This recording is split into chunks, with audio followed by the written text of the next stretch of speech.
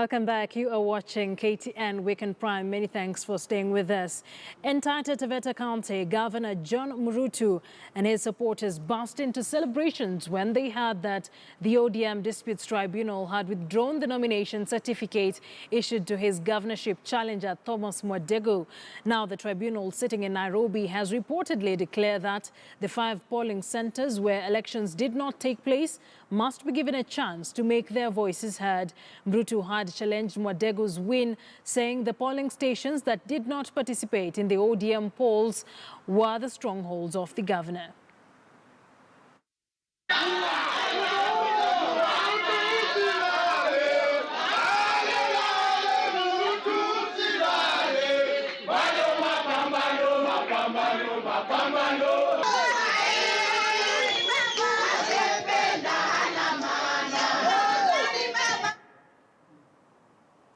Well, away from politics, 29th of April 2016, a 6-story building collapsed in Huruma, killing 51 people and devastating more than 100 families.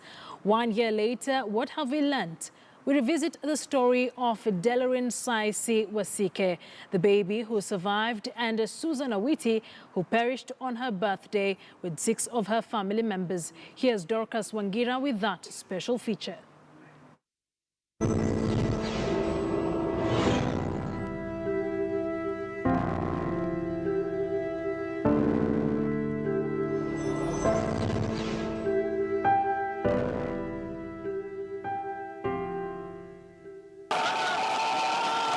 29th April is a date frozen in time for Huruma. Following heavy rainfall, a 6-story building collapsed. By the 4th day of the rescue operations, 20 lives had been lost and tens of people could not be accounted for. But beneath the rubble, the discovery of a 7-month-old baby wrapped in a blanket and sitting still in a basin was a breakthrough. Dealeryn Saisi Wasike had survived, but she had lost her mother, Eunice Bosibori. Doctors at the Kenyatta National Hospital could not explain how for so long. It took her father, Ralson Wasike Saisi, 3 weeks to claim her back. Lazima uvumilie. Nisingevumilia, huenda hii ingepatikana. Ama ingepatikana kama mimi mwenyewe siko. At the moment nilifika, nikaita tu mama. Mtoto aliitika na akabeba mkono. Mpaka madaktari wenye walikuwa pale, they didn't believe kama huyu mtoto akona miezi 6 na amejua babake. Tupige story unapigaga tena imekuwa. A year later, Dealeryn clings to her father. She bears scars from the tragedy but very little memories. She now lives with her grandmother, still in Huruma. Ralson, who had moved to his own home nearby, is finding it difficult to earn a living and still take care of her. He's unemployed. Hajai sumbua kama anahitaji mama, hajai sumbua kama anahitaji kunyonya, licha ya kwamba venye aliachwa na huo umri wa kunyonya. Baada ya tragedy kufanyika mpaka wa saizi, there are so many things that zimefanyika, but sio zile positive kwa maisha, ni zile negative. Sababu maisha pia imekuwa ngumu kidogo, si kama vile ambavyo mtu anafaa kae kawaida. She hardly responds to her own name. Everyone calls her Magi, her paternal grandmother's name. Very few of her neighbors know her story. After the 9-day rescue mission conducted by the National Disaster Management Unit, the Kenya Red Cross and the Nairobi County Government, the national government disbursed 6 million shillings to resettle victims who had been seeking shelter at the Huruma Social Hall and help them restart their lives. Ralson says he received 50,000 to bury his late wife, but that was all.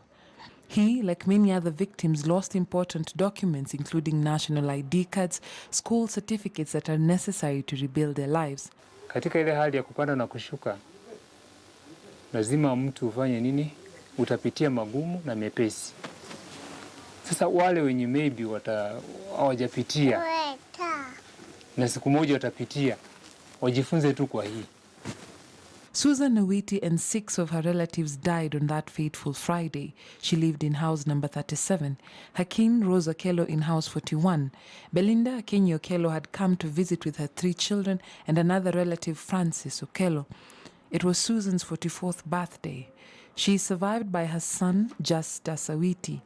Last year, we met her brother, John Awiti. He was devastated. Fanyika imefanyika. Lazima tupokea vile because ni uwezo ni Mwenyezi Mungu. We met her elder sister Eunice in the outskirts of Huruma. the memories of the tragedy are still fresh. Hiyo chungu hata sasa bado haijatokea kwa roho yangu sana. Nastuka nikiona vile nilimpata huko muchari, niliogopa sana. Hata kuona watoto vile walibondeka, nilistuka sana.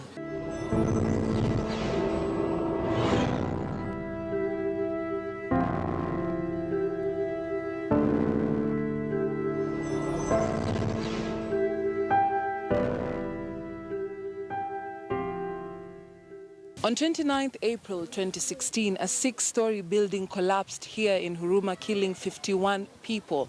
Months later, in August, more buildings would come down. What has changed? What has remained the same? There are stark reminders of the tragedy on the exact site it took place. The river still flows. This tragedy, the National Construction Authority maintains, could have been avoided. The building had been condemned by the NCA as unsafe for human habitation. After the suspension, or even after people being informed to get out of the building, and unfortunately still we had people on the building. You know that with the challenges of housing, one, of course, tenants would still want to move into either one, cheap houses, and two, landlords would not want to bring down their buildings because of maybe the investments they are put on. The NCA can only intervene at and during the time of construction. After, the National Buildings Inspectorate and the county government have a greater responsibility to bring down any unworthy structures. Agencies like NEMA and WARMA also play an important role. Many buildings are built on riparian areas, on wetlands, but the lack of capacity and legal muscle to ensure compliance has had a heavy human and economic cost.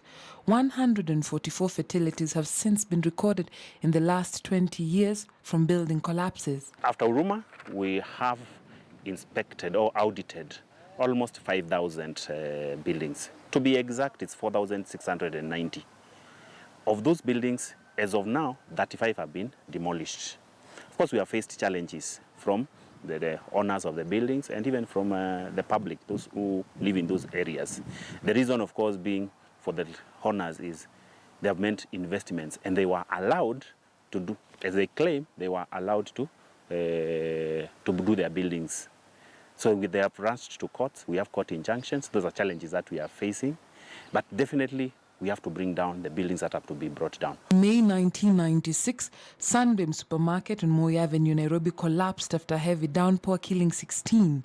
In 2006, a building in Ronald Ngala collapsed, killing 14. In September 2011 in Vihiga, a building collapsed, killing 4.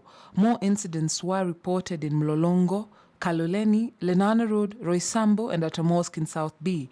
On January the 4th, 2015 in Huruma, a 7-story building collapsed, killing 5 and injuring 32. Tragedy would befall a year later, still in Huruma, the worst ever recorded. Saizi hata sahi wasio wengi wanaogopa kuhamia kwa zile nyumba mpya. Wanaogopa. Sasa mtu anafaa anaangalia nyumba kama hii, sasa unaona hii imechapa hii. Anafaa anaingia hapo at least akuwe safe.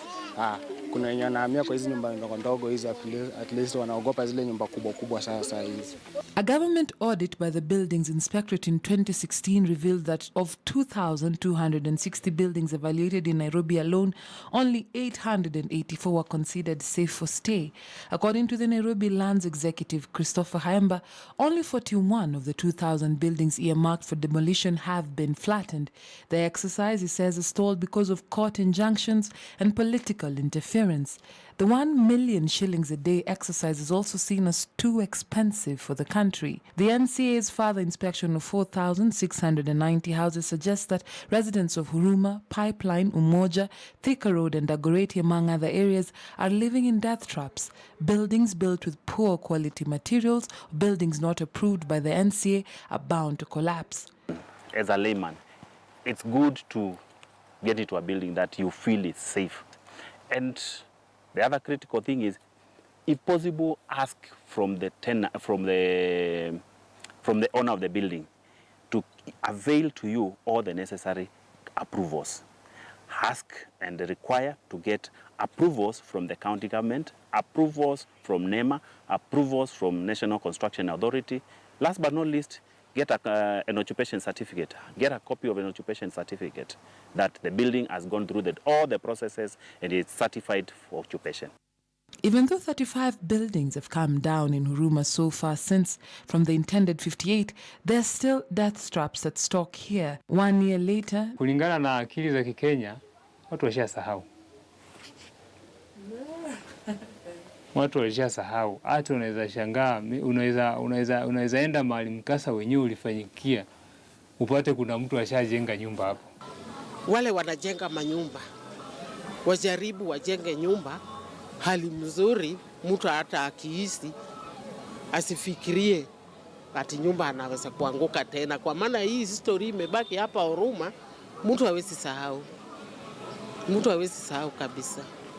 They have gleaned public lessons from personal tragedy. Whether or not we have learned from Huruma will be revealed if and whether there will be another tragedy of this magnitude. Dorcas Wangira, KTN News, Nairobi.